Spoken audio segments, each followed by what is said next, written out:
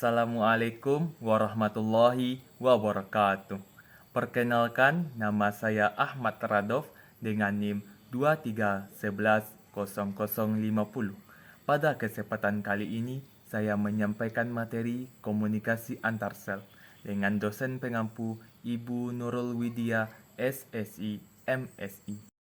Sebelum kita masuk pembahasan pada hari ini, saya ingin bertanya kepada teman-teman, apa itu komunikasi antar sel? Nah, benar sekali. Komunikasi sel adalah proses transfer informasi antara sel-sel yang berperan penting dalam mengatur aktivitas dan koordinasi sel-sel dalam organisme. Komunikasi sel melibatkan molekul sinyal, pencerap, dan jalur sinyal yang mengubah informasi menjadi respon sel. Komunikasi sel berperan penting dalam menyelenggarakan homeostatis karena tubuh harus senantiasa memantau adanya perubahan-perubahan nilai berbagai parameter, lalu mengkoordinasikan respon yang sesuai sehingga perubahan yang terjadi dapat diredam. Dalam tubuh manusia, terdapat dua jenis komunikasi antar sel. Satu, wirid sistem atau komunikasi melalui saraf atau listrik. Komunikasi listrik merupakan komunikasi yang cepat dengan hitungan milidetik. Informasi yang diantarkan sepanjang sel saraf berbentuk potensial aksi. Penghantaran informasi dari sel saraf ke sel target berlangsung melalui sinaps, yang dikenal sebagai transmisi sinaps.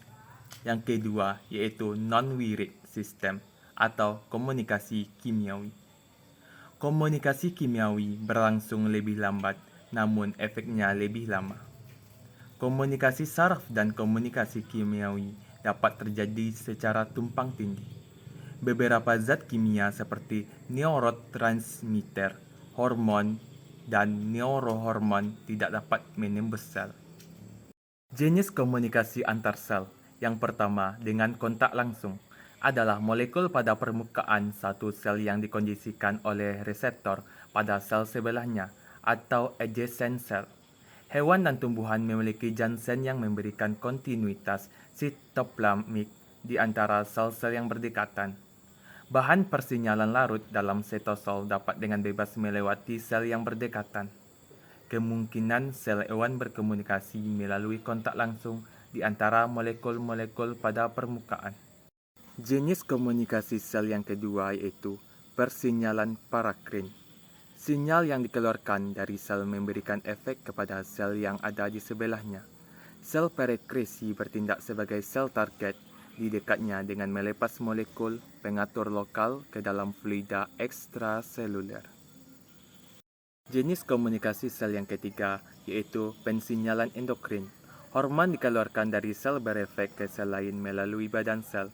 Pada hewan, persinyalan endokrin sel transspesialisasi melepas molekul hormon ke dalam sistem pembuluh. Pada sistem peredaran, kemudian hormon tersebut mengalir ke sel target pada bagian tubuh lain. Jenis komunikasi sel yang keempat yaitu pensinyalan sinaptik. Sel saraf mengeluarkan sinyal atau neurotransmitter di mana sebagai pengikat reseptor pada sel di dekatnya atau nervi slice. Tahap pensinyalan terbagi menjadi tiga. Yang pertama yaitu penerimaan. Pada tahap ini molekul sinyal dideteksi oleh protein reseptor sel target.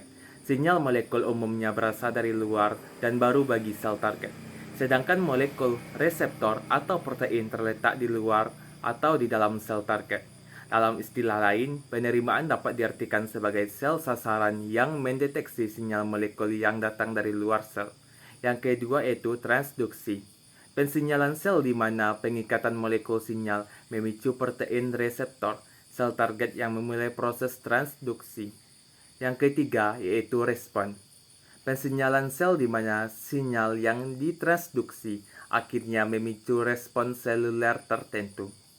Respon ini mungkin dalam bentuk aktivitas seluler seperti katalis oleh suatu enzim, misalnya glikogen fosforilase, pengaturan ulang sitoskeleton atau aktivasi gen spesifik dalam nukleus.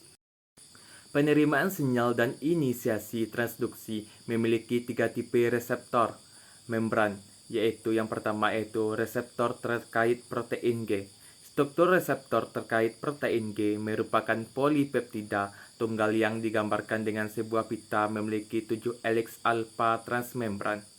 Putaran yang spesifik berhubungan dengan tempat-tempat di mana molekul sinyal dan protein G terikat. Cara menfungsikan reseptor terkait protein G adalah tipe reseptor ini berupa protein membran yang bekerja bersamaan dengan protein G dan protein lainnya. Biasanya suatu enzim, protein G inaktif memiliki satu molekul GDP yang terikat padanya.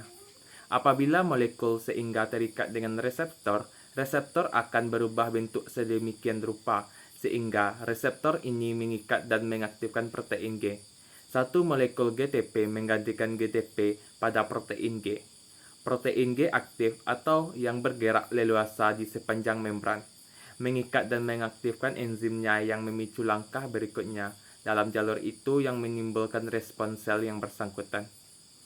Protein G mengkatalisasi hidrolisis GTP dan melepaskan dari enzim. Siap digunakan ketika protein tetap melekat pada membran plasma. Yang kedua yaitu pada reseptor tirosin kinase. Dalam ketiadaan molekul sinyal spesifik, reseptor tirosin kinase berupa polipeptida tunggal dalam membran plasma. Bagian ekstraseluler protein ini dengan tempat pengikatan molekul sinyal dihubungkan oleh heliks alfa transmembran tunggal ke bagian sitoplasmik protein. Bagian protein ini bertanggung jawab untuk aktivitas tirosin kinase reseptor dan memiliki deretan asam amino tirosin. Ketika molekul sinyal atau faktor pertumbuhan melekat pada tempat pengikatannya, dua polipeptida tidak akan mengumpul dan membentuk dimer. Yang ketiga yaitu pada reseptor saluran ion, memiliki gerbang ligan. Reseptor merupakan protein transmembran dalam membran plasma yang membuka untuk membiarkan aliran dari jenis ion spesifik yang melintasi membran ketika molekul sinyal spesifik terikat pada sisi ekstraseluler protein tersebut. Komunikasi antar sel merujuk pada proses pertukaran informasi yang terjadi di antara sel-sel organisme.